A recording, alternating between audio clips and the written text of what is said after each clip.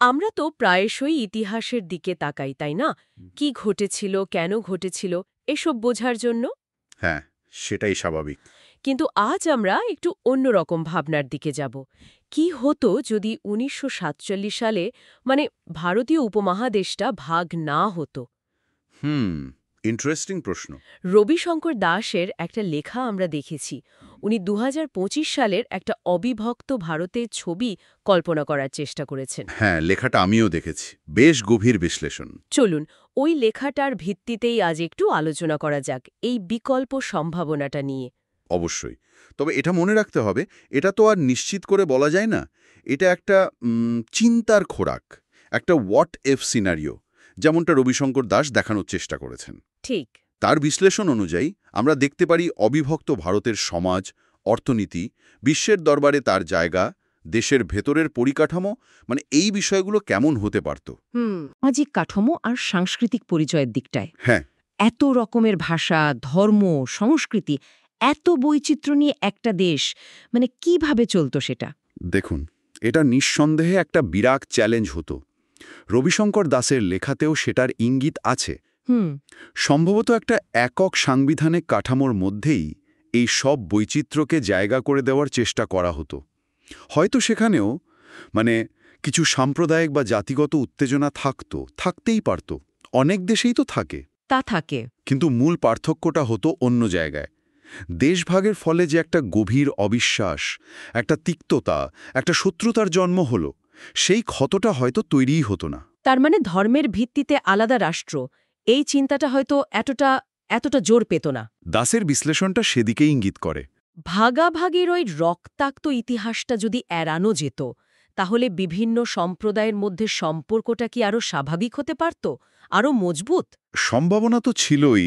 একটা অবিচ্ছিন্ন রাজনৈতিক ইতিহাস, একটা শেড কালচারাল ঐতিহ্য, এগুলো থাকলে হয়তো ধর্মীয় পরিচয়ের উপরে উঠে একটা বৃহত্তর ভারতীয় পরিচয়, সেটা আরও জোরালো হতে পারত। ভাবুন একবার সাংস্কৃতিক আদান-প্রদানের ছবিটা, লাহোরের ওই প্রাণবন্ত সাহিত্য, নাটক, ঢাকার সমৃদ্ধ সঙ্গীত, শিল্পকলা, করাচির ফিল্ম ইন্ডাস্ট্রি, হ্যাঁ, হ্যাঁ। এগুলো হয়তো দিল্লি, কলকাতা, মুম্বাইয়ের সংস্কৃতির সাথে আরও অনেক সহজে, আরও গভীরভাবে মিশে যেত। এটা সত্যি একটা দারুণ ভাবনার জায়গা। মানে একটা অনেক বড় ক্যানভাসে সাংস্কৃতিক বিনিময় চলত, তাই না? একদম। আচ্ছা, লেখক তো অভিবাসনের কথাও বলেছেন। দেশভাগের সময় যে বিরাট সংখ্যক মানুষ মানে ভিটেমাটি ছাড়া হলেন, শহরগুলোর ওপর যে ভয়ঙ্কর চাপ পড়ল, হ্যাঁ, ওটা তো একটা ভয়াবহ ট্র্যাজেডি। অবিভক্ত ভারতে সেটা কেমন হতে পারত? রবিশঙ্কর দাসের ধারণা অনুযায়ী মানুষজন হয়তো কাজের খোঁজে বা অন্য দরকারে দেশের এক জায়গা থেকে অন্য জায়গা যেতেন, সেটা স্বাভাবিক। হুম। কিন্তু সেটা হয়তো অনেক বেশি স্বাভাবিক গতিতে হতো, নিয়ন্ত্রিতভাবে হতো। দেশভাগের মতো হঠাৎ করে লক্ষ লক্ষ মানুষের ওইভাবে উচ্ছেদ, ওই ভয়ঙ্কর পরিস্থিতিটা হয়তো তৈরি হতো না। আচ্ছা। ফলে শহরগুলোর ওপর যে হঠাৎ করে বিরাট চাপ পড়ল, সেটা এড়ানো যেত। নগরায়নটা হয়তো আরও একটু পরিকল্পিত হতে পারত। বোঝা গেল। এবার একটু অর্থনীতির দিকে তাকাই। ২১ শতকে ধরুন এই ২০২৫ সাল নাগাদ এই কাল্পনিক অবিভক্ত ভারতের অর্থনীতিটা কেমন দাঁড়াতো বলে লেখক মনে করেন? এখানেই রবিশঙ্কর দাসের বিশ্লেষণটা বেশ চমকপ্রদ ছবি আঁকে। তাই? একবার ভাবুন, ভারত, পাকিস্তান আর বাংলাদেশের অর্থনীতি যদি একসাথে থাকত, হুম। তার মিলিত শক্তিটা কি হতে পারত? হ্যাঁ। লেখক বলছেন এটা একটা বিশাল সুবিশাল এক একক বাজার তৈরি করত। ২০২৫ সাল নাগাদ জনসংখ্যাটা দাঁড়াতো ১.৮ বিলিয়নেরও বেশি। ১.৮ বিলিয়ন? মানে চীনকেও ছাড়িয়ে যেত? হ্যাঁ, চীনকেও ছাড়িয়ে। তার মানেটা কি? এটা হতো বিশ্বের সবথেকে বড় কর্মশক্তি আর একই সাথে অন্যতম বৃহৎ কনজিউমার মার্কেট। বিশাল ব্যাপার। কিন্তু এত বড় একটা জায়গায় বিভিন্ন অঞ্চলের অর্থনৈতিক শক্তিগুলো মানে সেগুলো একসাথে কিভাবে কাজ করত? ধরুন কৃষি আর শিল্পের মেলবন্ধন। দাসের লেখায় সেটারও একটা রূপরেখা আছে। যেমন ধরুন পাঞ্জাবের উর্বর জমি, সেটা হয়তো গোটা দেশের খাদ্য নিরাপত্তায় বিরাট ভূমিকা নিত। আচ্ছা। করাচির মতো বন্দরগুলো আন্তর্জাতিক বাণিজ্যের গেটওয়ে হিসেবে আরও অনেক বেশি ডেভেলপড হতো। ঢাকার বস্ত্রশিল্প হয়তো আরও অনেক বড় বাজারের সুবিধা পেত। হুম হুম। আর এর সাথে যোগ হতো ভারতের নিজস্ব শিল্প উৎপাদন ক্ষমতা, তার ক্রমবর্ধমান আইটি সেক্টর। হ্যাঁ, অবশ্যই। এই সব মিলিয়ে লেখক মনে করেন একটা অত্যন্ত ডাইভার্স এবং মিউচুয়ালি সাপোর্টিভ অর্থনীতি গড়ে উঠত। আর ভৌগোলিক অবস্থানের সুবিধাটা, মানে পশ্চিমে আরব সাগর থেকে পূর্বে বঙ্গোপসাগর অবধি পুরো উপকূল রেখা, ভেতরের নদীগুলো, খনিজ সম্পদ, বন্দর, এগুলোর একীভূত নিয়ন্ত্রণ থাকলে। ভারতকে দিত একটা অতুলনীয় স্ট্র্যাটেজিক আর লজিস্টিক অ্যাডভান্টেজ। আচ্ছা। দেশের ভেতরে এবং বাইরের বাণিজ্য পথগুলো অনেক অনেক বেশি সহজ হতো। প্রাকৃতিক সম্পদের ব্যবহার হয়তো আরও ভালোভাবে, মানে কোঅর্ডিনেটেড উপায়ে করা যেত। সবচেয়ে বড় কথা, আজকের মতো বিভিন্ন দেশের মধ্যে এই যে কৃত্রিম সীমান্ত, এগুলো তো তখন বাণিজ্য বা পরিবহনে বাধা হয়ে দাঁড়াতো না। ঠিক। এই সম্মিলিত শক্তির ফলে জিডিপির ওপর কেমন প্রভাবের কথা বলা হয়েছে? রবিশঙ্কর দাস একটা আনুমানিক হিসেব দিয়েছেন, মানে রাফ এস্টিমেট আর কি। তার মতে যদি পাকিস্তান ও বাংলাদেশের অর্থনীতি ভারতের ওই বৃহত্তর কাঠামোর মধ্যেই স্বাভাবিকভাবে বাড়ত, তাহলে 2025 সাল নাগাদ এই অবিভক্ত ভারতের সম্মিলিত জিডিপি সম্ভবত 6 থেকে 7 ট্রিলিয়ন মার্কিন ডলার ছাড়িয়ে যেত। 6-7 ট্রিলিয়ন ডলার? হ্যাঁ, এই অঙ্কটা একটু বুঝে দেখতে হবে। এই পরিমাণ জিডিপি কিন্তু ভারতকে অর্থনৈতিক প্রভাবের দিক থেকে একেবারে বিশ্বের প্রথম সারিতে, মানে মার্কিন যুক্তরাষ্ট্র আর চীনের খুব কাছাকাছি নিয়ে আসত। তার মানে শুধু আঞ্চলিক শক্তি নয়? না না, বিশ্ব অর্থনীতির যে পাওয়ার ব্যালেন্স, তাতে একটা বড়সড় বদল আনার ক্ষমতা রাখত এই অবিভক্ত ভারত। 6-7 ট্রিলিয়ন ডলার অর্থনীতি, বিশ্বের বৃহত্তম জনসংখ্যা, এটা তো সত্যিই বিশ্বমঞ্চে ভারতের ভূমিকাকে একদম নতুনভাবে দেখতে বাধ্য করত। অবশ্যই। এই অর্থনৈতিক শক্তিটা নিশ্চয়ই তার গ্লোবাল প্রেজেন্স, তার ডিপ্লোম্যাসিকেও অন্য মাত্রায় নিয়ে যেত। একদম, এটাই আমাদের আলোচনার পরের পয়েন্ট। রবিশঙ্কর দাসের বিশ্লেষণ অনুযায়ী একটা ঐক্যবদ্ধ ভারত স্বাভাবিকভাবেই বিশ্ব রাজনীতিতে অনেক বেশি প্রভাবশালী শক্তি হিসেবে উঠে আসত। এর জিওপলিটিক্যাল ওজনটা অনেক বেশি হতো, আজকের এই খণ্ডিত অবস্থার চেয়ে অনেক অনেক বেশি। আর সম্পদের ব্যবহারের দিকটা, লেখক কি এমন বলেছেন যে প্রতিবেশী দেশের সাথে সীমান্ত নিয়ে ঝামেলা বা মিলিটারি পেছনে যে বিপুল খরচ হয় সেটা অন্য কাজে লাগানো যেত? হ্যাঁ, এটা একটা খুব জরুরি দিক যেটা লেখাটায় আছে। ভাবুন, যদি দেশভাগের ওই তিক্ততাটা না থাকত আর পরের দশকগুলোতে প্রতিবেশী দেশগুলোর মধ্যে সামরিক উত্তেজনা কম থাকত, তাহলে ডিফেন্সের পেছনে যে বিপুল টাকা খরচ হয়েছে বা হচ্ছে, তার একটা বড় অংশ হয়তো দেশের ভেতরে অন্য জরুরি খাতে বিনিয়োগ করা যেত। যেমন ধরুন মহাকাশ গবেষণা, টেকনোলজিক্যাল ইনোভেশন, শিক্ষা, স্বাস্থ্য, ইনফ্রাস্ট্রাকচার, এসব দিকে। দেশের ভেতরের শক্তি বাড়লে স্বাভাবিকভাবেই তার আন্তর্জাতিক প্রভাবও বাড়ত। জাতিসংঘের নিরাপত্তা পরিষদের স্থায়ী সদস্যপদের দাবিটা, সেটা কতটা জোরালো হতো বলে লেখক মনে করেন? দাসের বিশ্লেষণ বলছে ওই দাবি অগ্রাহ্য করাটা খুব কঠিন হতো। তাই? দেখুন, বিশাল জনসংখ্যা, বিশ্বের অন্যতম সেরা অর্থনীতি, বেশ বড়সড় মিলিটারি পাওয়ার, আর অন্তত থিওরিটিক্যালি একটা অপেক্ষাকৃত স্থিতিশীল অঞ্চল, এই সব মিলিয়ে নিরাপত্তা পরিষদে একটা পার্মানেন্ট সিটের জন্য অবিভক্ত ভারতের দাবিটা হতো প্রায় অকাট্য।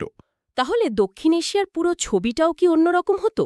মানে এই অঞ্চলটা কি শুধু বড় শক্তিদের খেলার মাঠ না হয়ে অন্য কিছু হতে পারত? রবিশঙ্কর দাস এখানে একটা বেশ আকর্ষণীয় সম্ভাবনার কথা বলেছেন। কি রকম? উপমহাদেশ হয়তো নিজেদের ভেতরে ঝামেলা কম রেখে অনেকটা ইউরোপিয়ান ইউনিয়নের মতো একটা জোটবদ্ধ, নিরপেক্ষ কিন্তু খুব প্রভাবশালী শক্তি হিসেবে ওয়ার্ল্ড স্টেজে উঠে আসতে পারত। আচ্ছা। এই সম্মিলিত শক্তিটা বিশ্ব বাণিজ্য, বিশ্ব কূটনীতিতে নিজস্ব মতামত প্রতিষ্ঠা করার ক্ষমতা রাখত, যেটা আজকের পরিস্থিতিতে ভাবাটাও কঠিন। আর সফট পাওয়ার, বলিউড, ক্রিকেট, সাহিত্য, গান, খাবার, এগুলোর প্রভাব কেমন হতো? লেখক মনে করেন এই প্রভাব আরও বহুগুণ বাড়ত। বলিউড হয়তো লাহোর, ঢাকা, করাচির পটভূমিতে আরও অনেক গল্প বলত। ওখানকার ট্যালেন্টরা আরও সহজে জায়গা পেত। ক্রিকেটের কথাটা ভাবুন তো একবার। হ্যাঁ, ওয়াসিম আকরম, সচিন টেন্ডুলকর, সাকিব আল হাসান, বিরাট কোহলি, এরা যদি একই ভারতীয় টিমে খেলতেন, ভাবা যায়। সেই টিমের ক্রেজটা কোন লেভেলে যেত সেটা কল্পনা করাও মুশকিল। ঠিক। একইভাবে সাহিত্য, গান, আর্ট, এমনকি বিভিন্ন অঞ্চলের যে অসাধারণ সব রান্না, সেগুলোর প্রচারও হয়তো আরও অনেক বেশি হতো, সুসংগত হতো। ছবিটা সত্যি খুব আকর্ষণীয় হয়ে উঠছে। আচ্ছা, এবার শেষ দিকটায় আসি। পরিকাঠামো আর উন্নয়নের পথ। অবিভক্ত ভারতে রাস্তাঘাট, রেলপথ, পাওয়ার সাপ্লাই, এগুলো কেমন হতে পারত? লেখকের ধারণা অনুযায়ী ইনফ্রাস্ট্রাকচার ডেভেলপমেন্টটা অনেক বেশি কোঅর্ডিনেটেড আর এফেক্টিভ হতে পারত। মানে এখন যেমন 3টে দেশের মধ্যে রেল বা সড়ক যোগাযোগ অনেক জায়গাতেই কাটা কাটা বা সীমিত, তখন হয়তো একটা ইউনিফাইড মডার্ন ট্রান্সপোর্ট গ্রিড তৈরি হতো। ভাবা যায়। কল্পনা করুন, পশ্চিমে প্রায় আফগান বর্ডার থেকে শুরু করে পূবে চট্টগ্রাম বন্দর পর্যন্ত একটা ফাস্ট আনইন্টারাপ্টেড রোড বা রেল নেটওয়ার্ক। বাণিজ্য, মানুষের যাতায়াত দুটোই কত সহজ হয়ে যেত। আর এনার্জি সিকিউরিটির ক্ষেত্রে বিভিন্ন এনার্জি করিডোর, সেগুলোর সম্ভাবনা কি বাড়ত? অবশ্যই। যেমন ধরুন ইরান বা সেন্ট্রাল এশিয়া থেকে প্রস্তাবিত গ্যাস পাইপলাইনগুলো। হ্যাঁ, সেগুলো কোনো রাজনৈতিক বা সীমান্ত বাধার মুখে না পড়ে সরাসরি উপমহাদেশের বিভিন্ন প্রান্তে গ্যাস পৌঁছে দিতে পারত। তাতে তো সুবিধে হতো। লেখক মনে করেন তাতে এনার্জি সিকিউরিটি যেমন বাড়ত, তেমনি ইন্ডাস্ট্রির ডেভেলপমেন্টও অনেক ফাস্ট হতো। শহরগুলোর উন্নয়ন কি আরও ব্যালেন্সড হতে পারত, নাকি সেই ঘুরে ফিরে কয়েকটা বড় মেট্রোতেই সব কনসেন্ট্রেটেড থাকত? নবীশঙ্কর দাশের লেখায় একটা ইঙ্গিত আছে যে উন্নয়নটা হয়তো আরও ডিসেন্ট্রালাইজড হতে পারত। আচ্ছা। করাচি, ঢাকা, লাহোরের মতো ঐতিহাসিক আর গুরুত্বপূর্ণ শহরগুলো মুম্বাই, দিল্লি, কলকাতা, ব্যাঙ্গালুরের পাশাপাশি হয়তো বড় ইকোনমিক হাব হিসেবে আরও ভালোভাবে গড়ে ওঠার সুযোগ পেত। অর্থনৈতিক কর্মকাণ্ড হয়তো আরও ছড়িয়ে পড়ত। হ্যাঁ, শুধু কয়েকটা নির্দিষ্ট অঞ্চলে আটকে না থেকে। এবং সম্ভবত সবচেয়ে গুরুত্বপূর্ণ প্রশ্নটা, ডিফেন্স এক্সপেন্ডিচার। যদি ভারত পাকিস্তান বা ভারত বাংলাদেশ এই ধরনের সীমান্ত উত্তেজনা, এই মিলিটারি রাইভেলরি এগুলো না থাকত, তাহলে যে বিপুল টাকাটা বাঁচত সেটা কোথায় যেত? এটা একটা একেবারে গোড়ার কথা যেটা লেখক তুলে ধরেছেন। এ দেশগুলোর মধ্যেকার দীর্ঘদিনের সামরিক প্রতিদ্বন্দ্বিতায় যে বিশাল অঙ্কের টাকা খরচ হয়েছে আর এখনও হচ্ছে, হ্যাঁ, সেই টাকাটা যদি সরাসরি দেশের ভেতর ইনভেস্ট করা যেত, যেমন ধরুন মডার্ন হাইওয়ে বানানো, সবার জন্য ভালো এডুকেশন নিশ্চিত করা, হেলথ ইনফ্রাস্ট্রাকচারকে অনেক উন্নত করা, তাহলে এই অঞ্চলের মানুষের জীবনযাত্রার মান মানে হিউম্যান ডেভেলপমেন্ট ইন্ডেক্সগুলো নিঃসন্দেহে আজকের চেয়ে অনেক অনেক ভালো জায়গায় থাকত। তাহলে রবিশঙ্কর দাশের এই বিশ্লেষণ থেকে মোটের উপর যা বোঝা যাচ্ছে, যদি 47 সালে ভারত ভাগ না হতো, তাহলে 2025 সাল নাগাদ এই উপমহাদেশ সম্ভবত বিশ্বের অন্যতম প্রধান শক্তি হিসেবে উঠে আসত। হ্যাঁ, অর্থনৈতিকভাবে দারুণ শক্তিশালী, সামাজিকভাবে বৈচিত্র্যময়, কিন্তু হয়তো তুলনামূলকভাবে বেশি কোহেসিভ, আর বিশ্বমঞ্চে খুব প্রভাবশালী একটা এন্টিটি। হ্যাঁ, মূল নির্যাসটা এটাই। রবিশঙ্কর দাশের লেখাটা আমাদের এটাই ভাবতে সাহায্য করে যে দেশভাগের ফলে শুধু কিছু জমি বা বর্ডার ভাগ হয়নি, হারিয়ে গেছে একটা বিরাট পোটেনশিয়াল। এই অল্টারনেটিভ ছবিটা আমাদের মনে করিয়ে দেয় যে বিভেদ বা সংঘাতের পথে না হেঁটে যদি ঐক্য আর কালেকটিভ শক্তির পথে হাঁটা যেত, তাহলে রেজাল্টটা কতটা অন্যরকম আর সম্ভবত অনেক বেশি পজিটিভ হতে পারত। ঠিক। এখানে একটা জিনিস খেয়াল করার মতো, এই পুরো আলোচনাটা কিন্তু শুধু অতীতের জন্য আফসোস করা নয়, এটা বর্তমানকেও একটা আয়নার সামনে দাঁড় করাতে পারে। সত্যি তাই। বিভেদ আর সংঘাতের থেকে ঐক্যের শক্তি যে কতটা বেশি হতে পারে, এই কাল্পনিক ছবিটা তারই একটা জোরালো উদাহরণ। আচ্ছা, তাহলে এই আলোচনা থেকে আমাদের শ্রোতাদের জন্য শেষ একটা প্রশ্ন বা চিন্তার খোরাক রেখে যাই। নিশ্চয়ই। রবিশঙ্কর দাশের লেখা যেমনটা ইঙ্গিত দিচ্ছে, একটা অবিভক্ত ভারত তার কোটি কোটি মানুষকে হয়তো সম্পূর্ণ অন্যরকম একটা বাস্তবতা দিতে পারত, যা বিভেদ বা ভাঙন দিয়ে নয়, বরং ঐক্য আর একসাথে এগিয়ে চলা দিয়ে তৈরি হতো। এখন প্রশ্নটা হলো, এই যে বিকল্প ইতিহাস, এই হারিয়ে যাওয়া সম্ভাবনার আইডিয়া, এটা আমাদের বর্তমান আর ভবিষ্যতের জন্য কি মেসেজ বহন করে?